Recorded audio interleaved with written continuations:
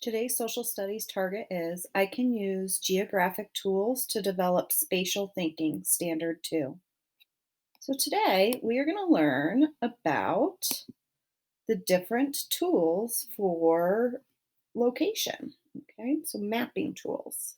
The first one is a globe. You might have seen these in the classroom, and they're spherical. And so it really is the shape of the earth. And you can see then instead of flat, sometimes when you do a flat map, you can't truly see um, the entire world around and where the Pacific Ocean actually connects. And so a globe is a really good way to really see in 3D what the world looks like. Then we have an atlas.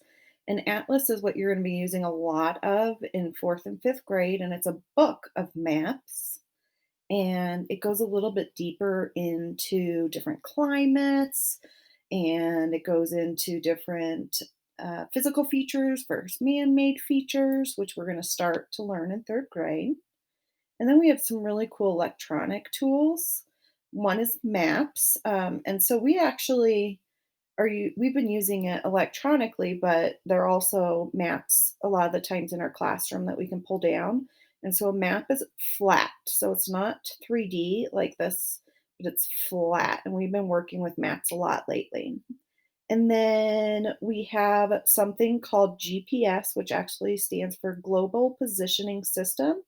And so many of you might have seen these in your car where you're trying to get directions, or my favorite is on my phone. A lot of the times I just use my phone to get me different places. Well, today we're actually going to get to use some of these global positioning systems in our activity.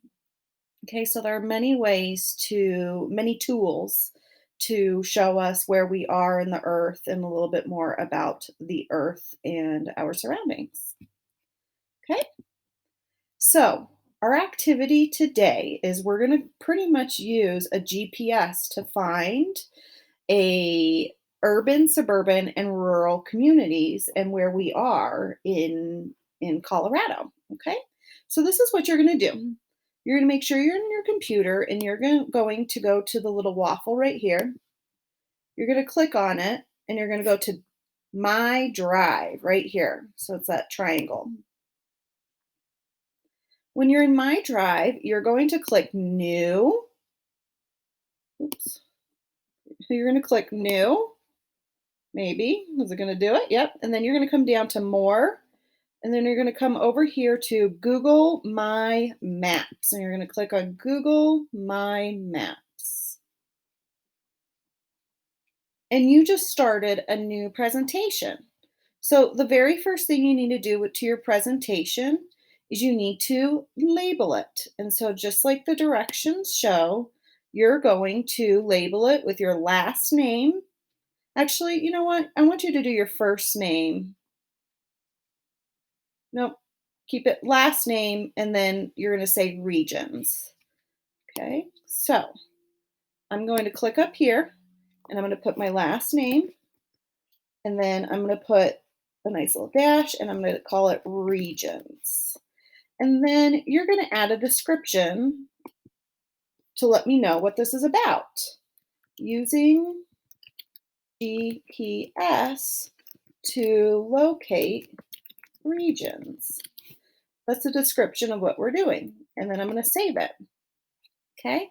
And now I just started creating my first Google Map presentation. Okay.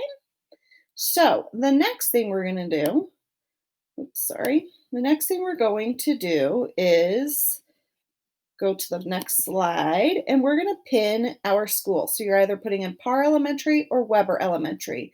And I'm actually going to do both because I am part of both schools. So I'm going to go onto the map, and in here, the search tool right here, I'm going to put Weber Elementary, and then look at all of these things come up, and it says Houston, Texas. Is Weber in Houston, Texas? No. So I'm not going to click that. Is Weber Elementary School in Arvada, Colorado? Yes. Is Weber Elementary School that I'm looking for in Iowa City, Iowa? No.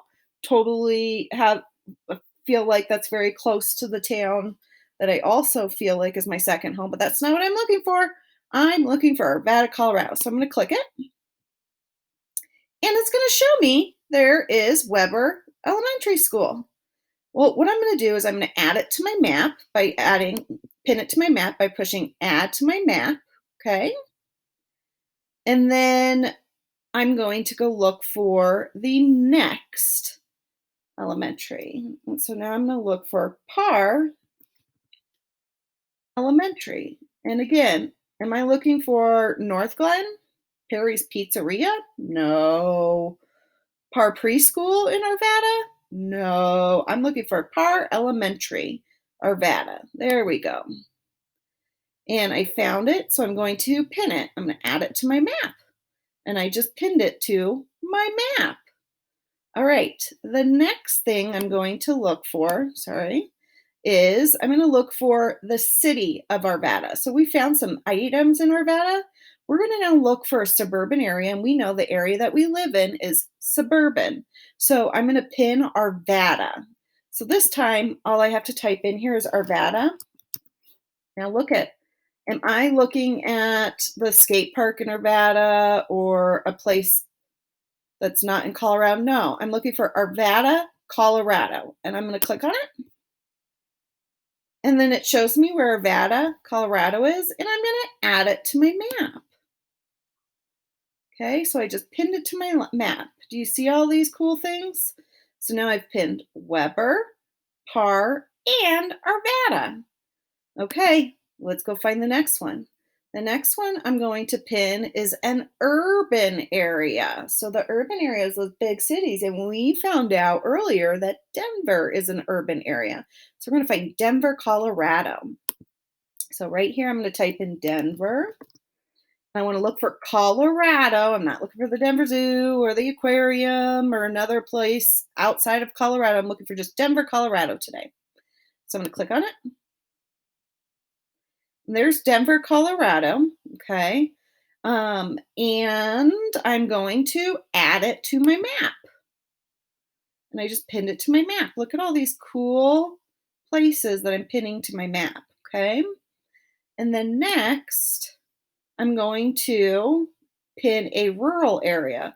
Well, believe it or not, I would probably put Lyons or some of Longmont where I live. But today we're going to look up Denver International Airport. Now, it's still in Denver, but it's not downtown Denver. So we're going to go a little bit more specific, and it's outside of the city, but it's not considered a suburb because there are not a lot of communities right there. It's a lot of land.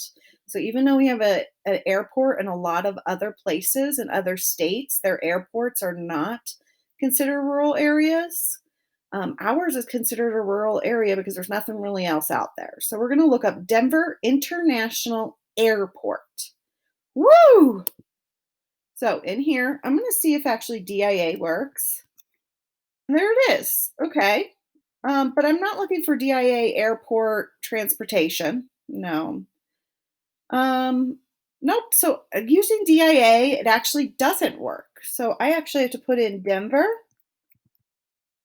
International Airport. And that is in, you're going to look right here. It says Denver International Airport, Denver. This is the one you're looking for, Denver, Colorado. So it's still Denver area. But look at, when I do this, so here's like the city and stuff over here, but look at, this is all open land. It's just miles and miles of just grass. So even though Denver International Airport itself is a big building, there's not many big buildings and there are not a lot of communities. A lot of it is just open land. So today I'm going to add that to my map. Okay. And so that is the first section of what we're going to be doing today. So you're going to pin Weber or Parr, depending on where you live. You're going to pin Arvada, because that's where we live in our community, or at least go to school in our community. You're going to pin Denver, and then you're going to look for Denver International Airport. And you know what? Let's just add one more for me. Let's go ahead and put Lyons, Colorado. And then it's not Oregon or Kansas. I'll put Lyons. This is tiny little town and there's a lot of open space around it. And so we're going to just add it to our map as well. A little extra credit there. Okay, so that is the first section of our learning so far. Go have fun and find your school, our city, Arvada, downtown Denver, or just Denver, Denver International Airport, and Lions. All right, have fun with it.